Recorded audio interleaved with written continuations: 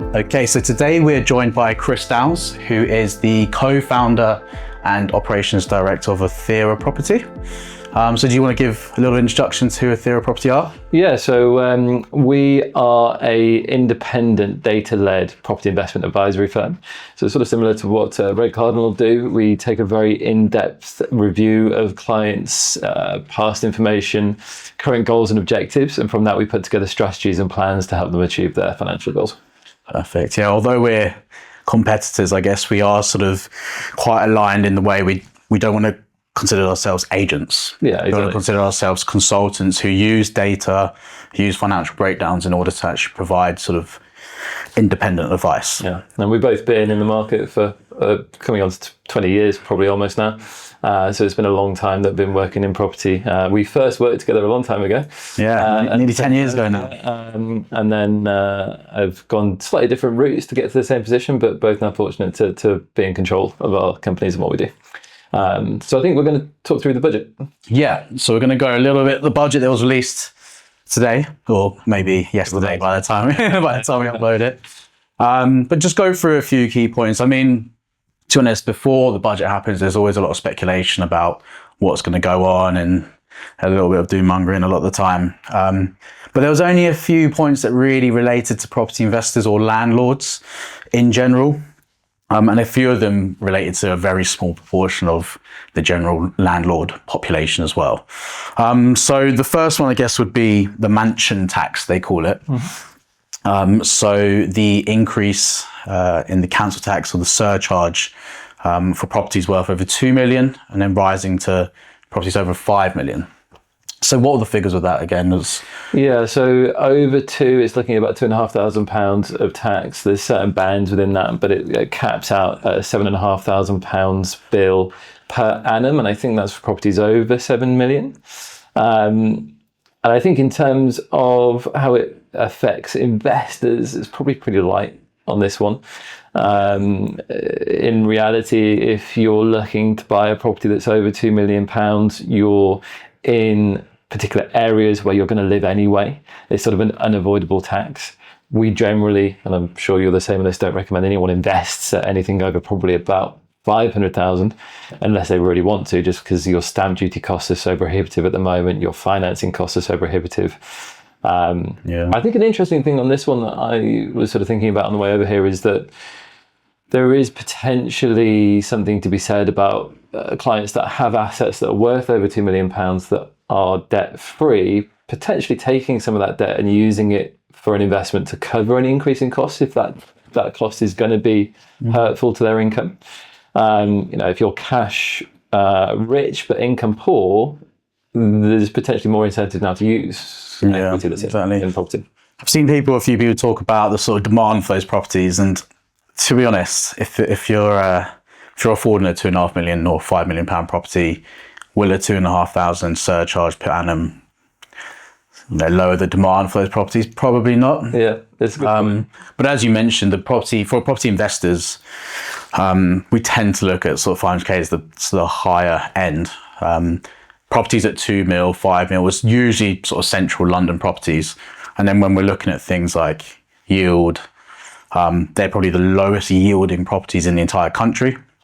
And in terms of capital growth, they've seen their growth, the £2.5 million properties.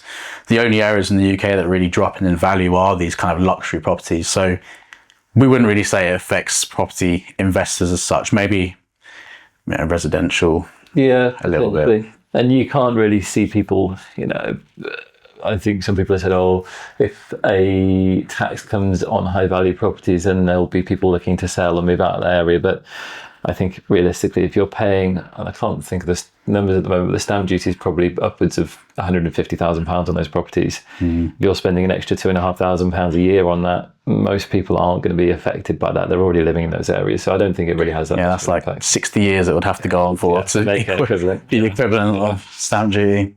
I guess for some people it might affect the sort of properties they look at. Maybe they try to get just below 2 million, but from an investment perspective, it's fairly I'm also really interested, because obviously we were just doing this just after the budget. I'm really interested to see how they actually value those, because value is so subjective. I don't know how they're going to work out, if they're going to send surveyors around to every single property worth more than 2 million in the UK to work out value. I think that's interesting. I don't know how. Because a lot of the controversy around the council tax was about how the valuations from the 90s and things like that. So I'm not too sure whether it's going to... They'll probably spend more doing the valuations than they will exactly. from the income from it. So let's see. We'll see about that one.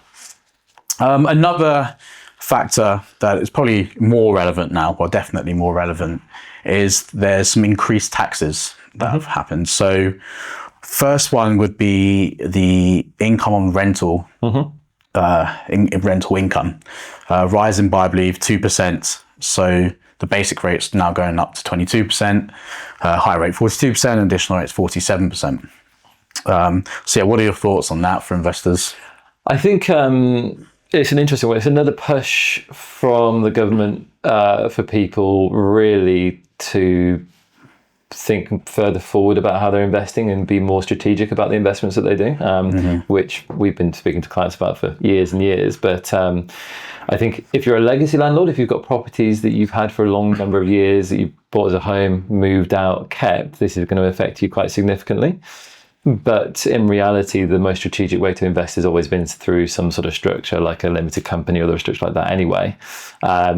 And this is just purely income tax on properties that are in your personal name. We'll get onto the taxes that have changed a little bit, but I think this is the biggest change, as you said. I think it's probably not that bad a change. I think it means that people need to revisit how they're investing and get an idea in terms of what the best structures are. But it's pushing more of that sort of corporate landlord again, because it's not affecting the corporation tax, which is how limited companies are taxed on the rental income.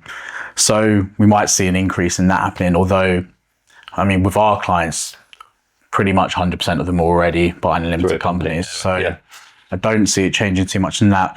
One factor that people mention is whenever there's increased taxes for things like rental or profits, it's then sometimes pushed onto the consumer, or in this case, the tenant. And I think it will be. I think there's going to be two things that happen. There's either going to be increased rents for tenants, although obviously there's the rental reform bill which is coming in, which has some mitigation around that. But the second one is a lot of those legacy landlords that used to own property in their personal name are probably going to look at selling if they're at the limit anyway. I don't think it'll affect house prices too much, but it will affect the availability of rental stock. So those people that are within a corporate structure and can afford to keep it going and have structured in the right way are more than likely going to see rents increasing, because there's just going to be less properties available to rent as this goes on, I think. Yeah, that makes sense. Okay, so another tax that we'll go on to now, seeing as we're on the topic, that affects the sort of the landlord or the more corporate landlord, is the dividends tax.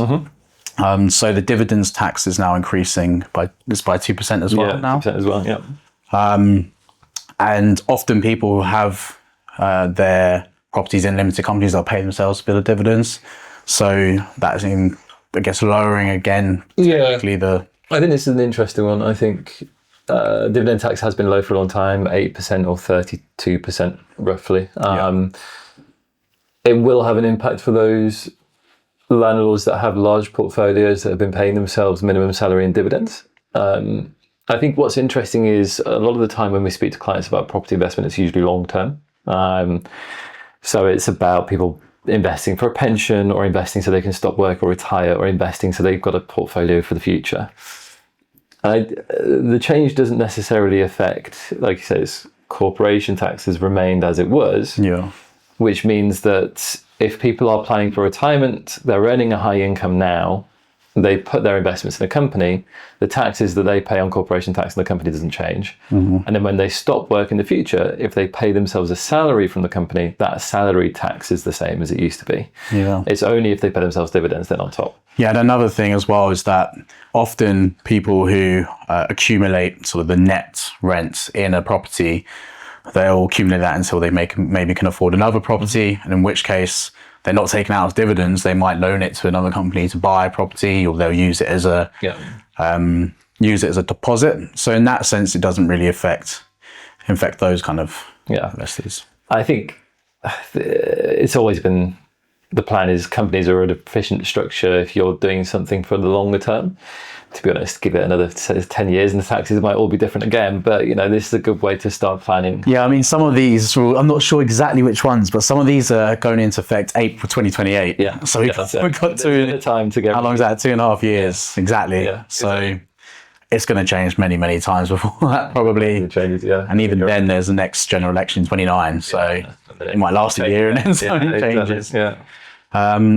I think, just on that, I think that's a really good point, because we've seen definitely in the last couple of weeks or months, clients been really nervous about the budget and wanting to hold off and see what happens. Yeah. There's been a number of really big budgets that we've had whilst we've been working in property, and every time everyone's been scared about it, and every time it hasn't really had that much of an impact. This one's fairly light in terms of the changes. It'll probably just keep on going as it has been going. The biggest change that we saw happen was Liz Truss, and the changes more of a knock-on on the financial markets, but even that hasn't really played on the property market. And I mean, these budgets are nowhere near as they don't have as much effect as like more macroeconomic stuff or like global things, such as Brexit was obviously domestic, but things like that. Or you're right, if you're investing in the right location, the right market, it doesn't matter what's really happening. Yeah, it was a video that you released just a few days ago. Is one of the fundamental parts of property investment is just the simple economics of demand and supply. Yeah. So there might be 1%, 2% dividends tax or rental income increasing by 2%. But if you're investing in an area that has, a huge lack of supply and lots of people moving into the area or lots of students staying in the areas, lots of young professionals, I don't think 2% increase is going to... Not going to do a huge amount, is it? It's not going to mitigate that, especially for these higher yielding areas. Maybe... in London, where it's really low yielding, you're talking net yields of, sometimes negative, but gross yields of maybe 2%, 3%, 4%.